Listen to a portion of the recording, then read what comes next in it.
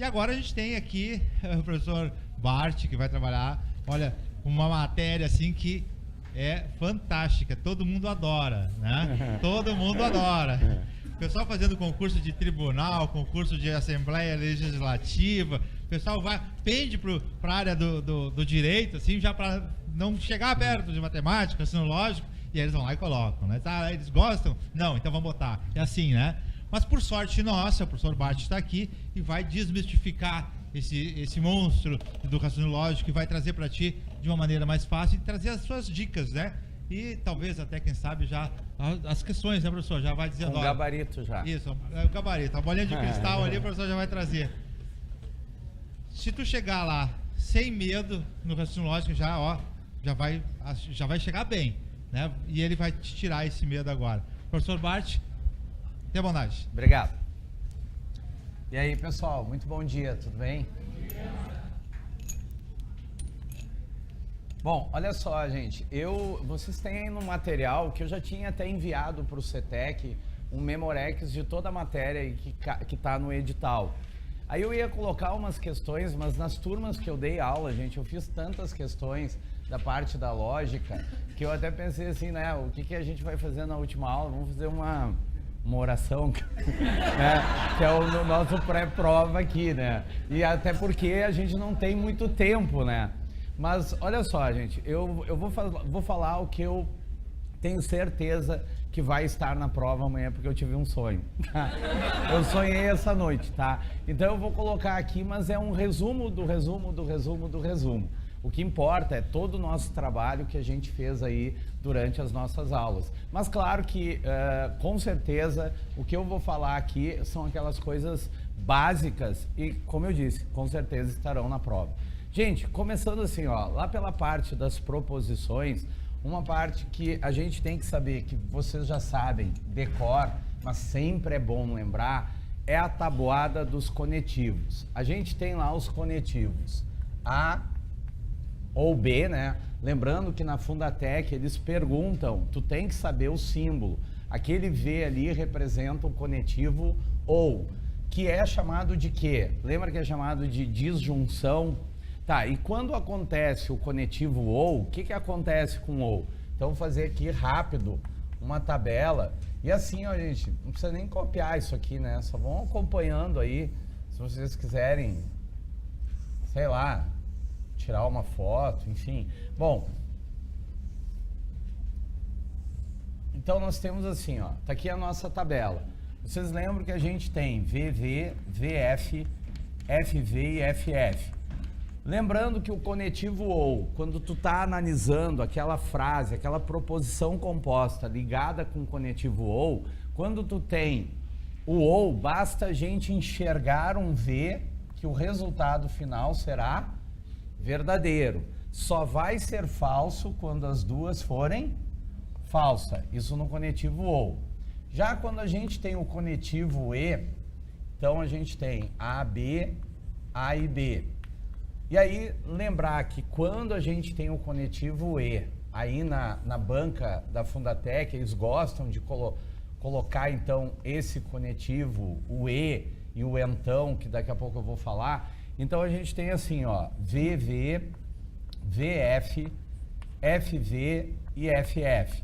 Lembrando que o conectivo E, chamado de conjunção, lembra que ele só é verdadeiro quando os valores lógicos forem iguais? Lembram? Tá, então aqui é verdade. Aonde tu enxergar falso, vai dar o quê? Vai dar tudo falso, tá certo? Então lembra que uma é o contrário da outra. Fica atento, gente, que esse conectivo E, se eu digo assim, ó, João é colorado, mas Guilherme é gremista, esse mas é a mesma coisa que o quê? Que o conectivo E. Eu também poderia dizer, João é colorado, porém Guilherme é gremista. Esse porém também vai ser o conectivo E, e a Fundatec gosta do mas e do porém, tá ok? Depois a gente tem o conectivo então, que esse aqui é o conectivo aquele da nossa condicional. Lembrando que esse aqui da condicional só tem uma maneira, gente, só tem uma maneira de dar falso, que vocês já sabem que é a famosa Vera Fischer, né? Tá certo? Que é esse aqui, ó, V de Vera, F de Fischer, é a única que vai dar falsa na condicional. As demais serão todas verdadeiras. As demais serão todas verdadeiras. Quando tu chega lá no conectivo, sei somente ser, que é aquele que eu falei para vocês em aula, que é aquele que é da bicondicional, que é o recíproco. É só lembrar daquela frase, né, que ou tu vai falar ou vão falar para ti, eu te amo. Então, daqui a pouco, se falam para vocês, eu te amo, e tu fica quieto, já fez isso? Tá? Tu pode até estar distraído, né? Eu te amo, tá? E tu, hã?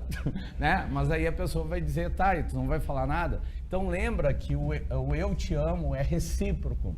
Então, se as duas coisas são verdadeiras, isso aqui vai dar verdade, no sei somente ser.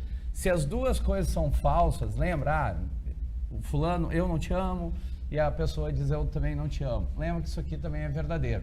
Agora, não pode ser valores lógicos trocados, porque isso aqui vai dar falso.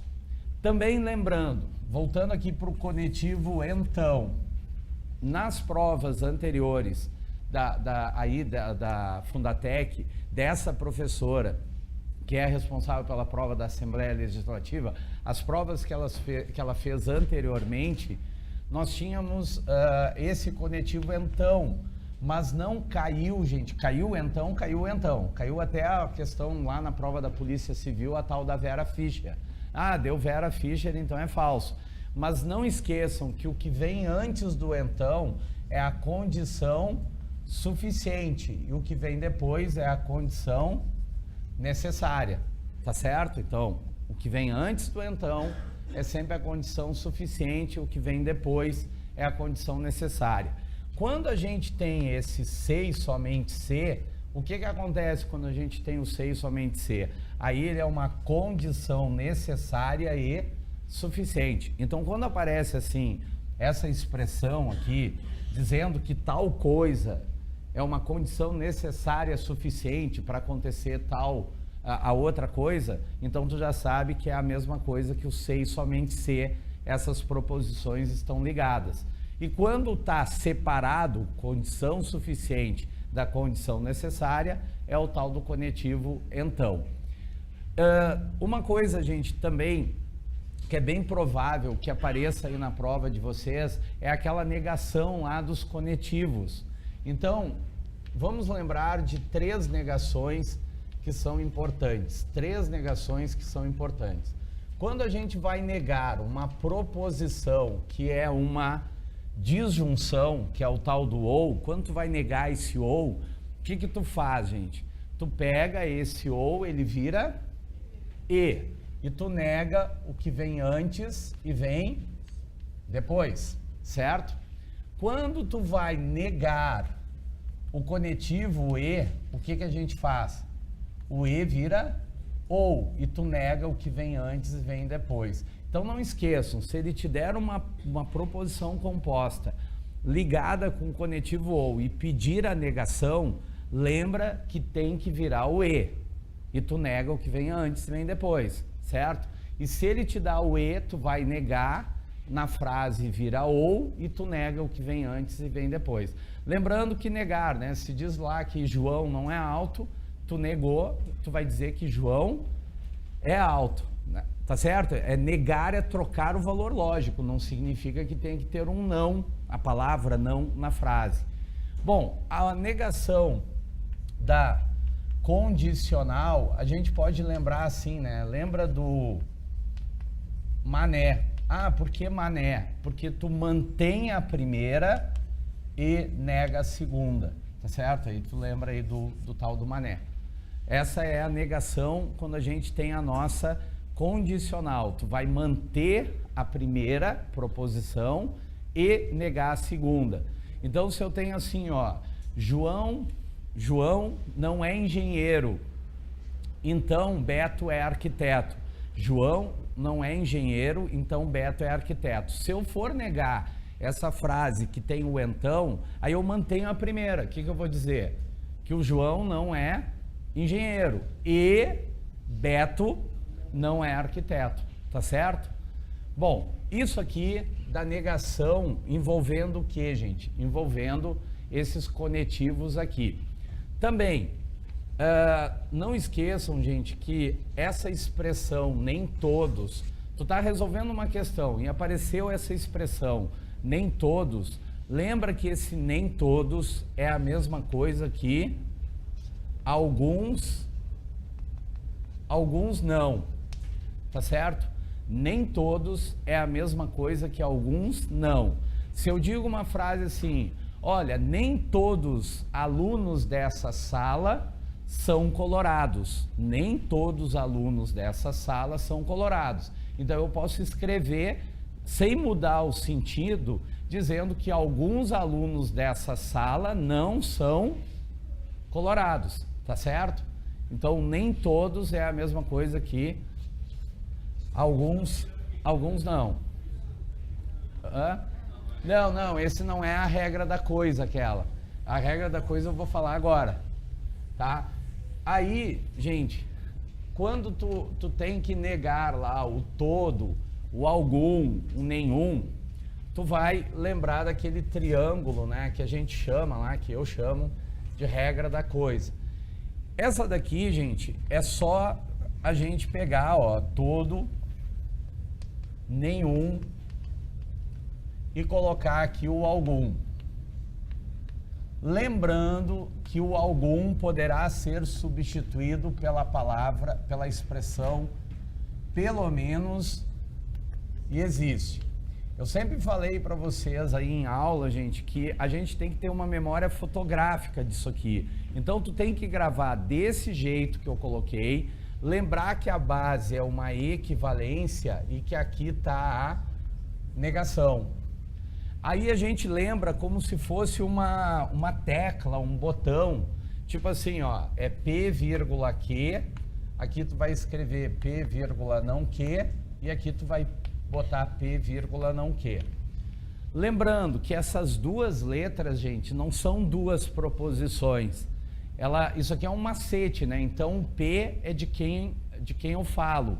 Eu falo dos políticos, eu falo dos policiais, eu falo dos servidores públicos. E esse que é o que eu falo deles. Eu falo que eles são inteligentes, que eles são competentes, que eles são pontuais, que eles não são desonestos. Tá, e aí tu vai usando, ó, o P é de quem eu falo. E o que é o que eu falo dele. Então, quando eu saio daqui e vou para cá, lembra que isso aqui é para a gente ficar alerta, ficar atento, que de que vai virar não que. Ou não que vai virar que significa que tu tem que trocar o que tu está falando dele. Tu tem que trocar o valor lógico. Se aqui eu digo que não são honestos, quando eu chego aqui eu vou dizer que são honestos. Então, um exemplo, eu vou colocar aqui, eu vou botar assim, ó, todos os poetas não são matemáticos. Todos os poetas não são matemáticos. Se eles pedem uma frase que aparece o todo e pedem a negação, gente, pode ter certeza que vai aparecer uma alternativa com nenhum. Não pode ser, porque de todo para nenhum e nenhum para todo é uma equivalência. Lembrando que equivalência analógica é a mesma coisa. Tu não negou, porque negar tem que trocar o valor lógico. Bom, aí também vai aparecer uma outra alternativa que eles colocam todo, mas uma outra alternativa com todo também. Aí tu já elimina lá duas, né? Então você vai, não é o caso de vocês, mas em último caso, vou chutar, então chuta com classe, né? Então, aqui, ó, gente, todos os poetas não são matemáticos. Para eu negar isso aqui vai virar o quê? Vai virar alguns ou algum, tá? Eu sempre gosto de colocar no singular, mas pode estar no plural. Só que a forma que tu vai escrever, gente, não vai aparecer uma alternativa no singular e outra no plural na mesma estrutura. Ou vai ter uma ou não vai ter a outra, entenderam? Então aqui eu vou dizer que algum poeta, porque eu mantenho de quem eu falo, e o que eu falo dele eu troco o valor lógico. Se aqui eu disse que não são matemáticos, aqui eu vou dizer que são, mas aí seguindo a minha concordância, algum poeta é matemático. Tá, e se eu fosse negar agora essa última frase que eu escrevi, algum poeta é matemático, aonde é que eu tô, gente? Eu tô aqui. Quando eu nego aqui, eu tenho duas maneiras, vir para o todo e vir para o nenhum. Tu vai ter que testar as duas formas.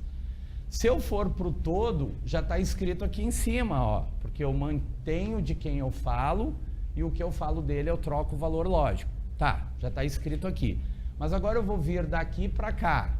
Então o que eu faço? Eu vou manter de quem eu falo, que é dos poetas, e o que eu falo dele eu também mantenho. Então como é que fica a negação? Algum poeta é matemático passando para o nenhum. Como é que fica? Nenhum poeta é matemático, tá certo? Daqui para cá, gente, a única coisa que vai mudar são essas palavras aqui. É trocar o algum para o nenhum, nenhum para algum. Mas não esqueça que o algum também pode ser pelo menos e existe. Outra parte, gente, aí da lógica, das proposições, é aquela parte relacionado à equivalência.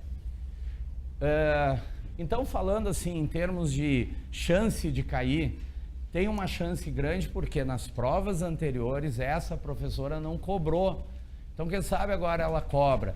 Por isso que eu também estou insistindo na regra do todo, porque nas provas recentes, nas mais antigas, ela já cobrou isso aqui. Essa professora que fará, aliás, que fará não, né? Que já está pronta a prova de vocês, né? Tá? Sim? Nem todos, né? Ele falou que... Não, aquele negócio do nem todos eu não estava negando, só para dizer que quando eles nos dão uma frase com nem todos, para a gente poder interpretar é melhor passar para alguns não. O nem todos é a mesma coisa que alguns não, mas não tem a ver com isso daqui, tá? A não ser que a gente dê lá, nem todos os poetas são matemáticos. E ele me pede a negação, mas aí primeiro eu passo para alguns poetas não são matemáticos. Aí eu uso aquela regrinha, tá? Gente, a outra coisa que eu quero falar aqui para vocês é aquele da equivalência lógica, então, que ela não cobrou, vamos dizer assim, recentemente aí na prova da Polícia Civil, que é essa daqui, do A, então B. Esse A, então B, gente, não esqueço, apareceu uma frase lá, parará, parará, parará, então, parará, parará. Ela é uma condicional, não é? Quando aparece o conectivo então. E ele me pede a equivalência lógica. Eu não vou pensar duas vezes, gente. Eu vou escrever essa daqui, chamada de contrapositiva, tá certo? Então, se eu tenho a seguinte frase, eu digo assim, se João não é alto, se João não é alto, então Maria é magra. E aí ele me pede a equivalência lógica dessa frase, gente. Eu não vou pensar duas vezes. Eu vou pegar essa frase e vou escrever ela na contramão, vou manter o então, mas eu vou trocar o valor lógico. Então, como é que fica? Se Maria não é magra, então, o que vem agora? João é alto. Essas duas frases, gente, elas são iguais, atinentes à lógica, e isso é igual a isso. Agora, se vocês me perguntarem assim, ô Bart, por que são iguais? Tem que acreditar, a prova já é amanhã, não dá tempo de explicar. Tá, isso aí já vai na contramão, agora seja o que Deus quiser. Agora não tem os porquê, né? Agora é assim e é assim, tá? Bom, isso aqui, gente, é pouquinho, mas é o que eu posso falar aí, né? Eu já estou também estourando meu tempo, então eu vou falar um pouquinho da parte ali de análise combinatória, mas só daquele negócio dos códigos, das senhas, que essa professora gosta, e da parte de combinação. Então a gente tem assim, ó. Por exemplo, eu tenho lá uma placa formada aqui por letras, certo? 3 letras, seguidas de 4 algarismos. Daqui a pouco ela pode colocar aí na prova, pode aparecer aí na prova de vocês amanhã, relacionado aqui a parte de código, senha, né, caracteres, porque aí caracteres mistura o alfabeto com o numérico. Aí tu tem que cuidar para ver se ele não te diz que tem letras maiúsculas, minúsculas. Aí tem que somar, né? Ah, 26 maiúsculas. Ah, mas tem as 26 minúsculas, mas tem que estar no enunciado. Se eles falar só 26 letras, são 26. Então, de quantas maneiras eu consigo construir uma placa, inventar uma placa onde aqui são vogais, A, E, I, O, U, e aqui são os algarismos, 0, 1, 2, 3, 4, 5, 6, 7, 8, 9. Quantas placas eu consigo formar, gente? Então eu vou pensar assim, aqui, eu tenho quantas possibilidades de escolher uma vogal aqui? 5. E aqui? 5. E aqui? 5 também. Tá? Eu até estava esperando que alguém dissesse assim, 4, 3, mas eu estava louco para dizer não, tá? Mas ninguém falou, tá? Por quê? Porque vocês já estão acostumados, porque eu falei na aula, se não falar nada é porque tu pode o quê? Repetir. Então vai ficar 5, 5, 5 e aqui 10, 10, 10, porque são os algarismos, né? De 0 a 9 são 10. Aí tu multiplica tudo, vai dar 125, porque essas coisas acontecem por etapas, e aqui cada vez que tu multiplica por 10, tu vai botar um 0 a mais. Então vai dar 125 mil placas que começam por vogais aqui.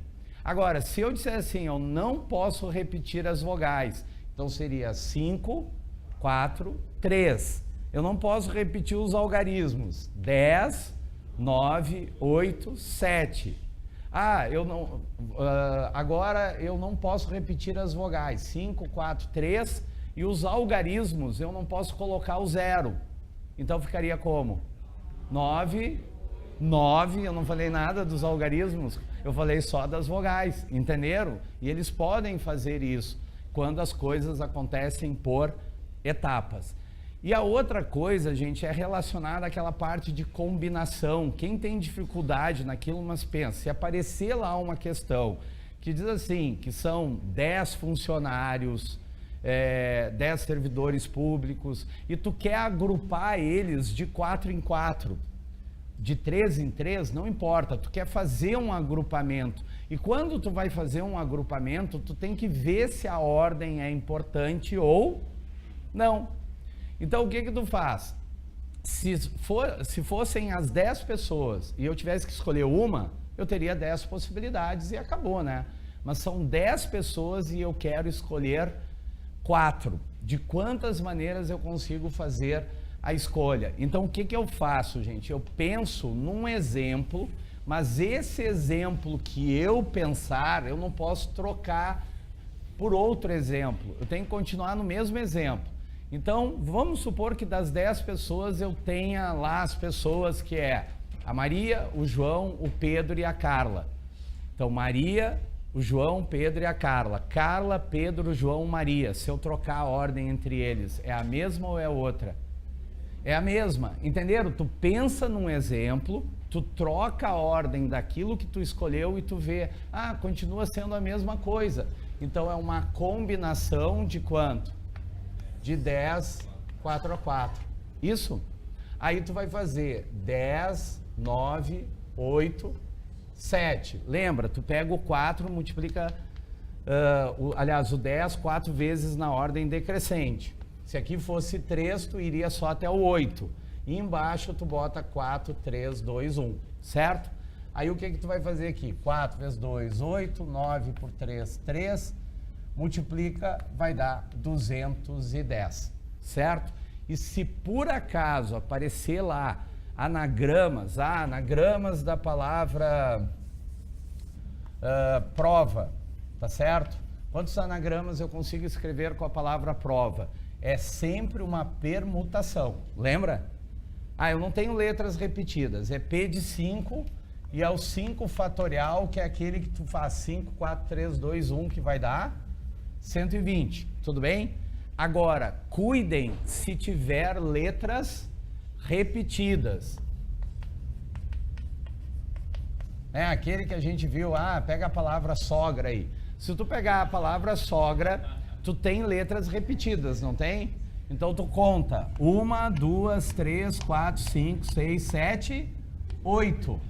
Mas tu não pode esquecer de colocar o traço de divisão e ver quantas vezes aparece o A. 4.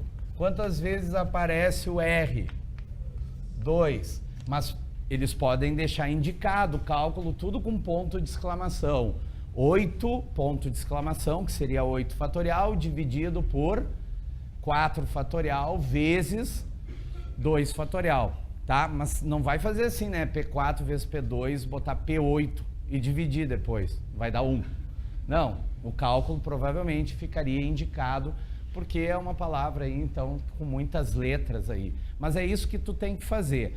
Bom, gente, como eu falei, o que conta é as nossas aulas que a gente viu, que a gente fez muitos exercícios, e isso aqui é o resumo do resumo do resumo, mas isso aqui vai cair, com certeza vai estar na prova amanhã. Eu vou estar assim, eu fico ansioso tanto quanto vocês, eu fico mais nervoso porque eu fico pensando, essa hora lá, né, amanhã eu vou estar pensando, essa hora eles estão fazendo a prova, mas vou estar aí com um pensamento positivo que vocês vão arrebentar nessa prova.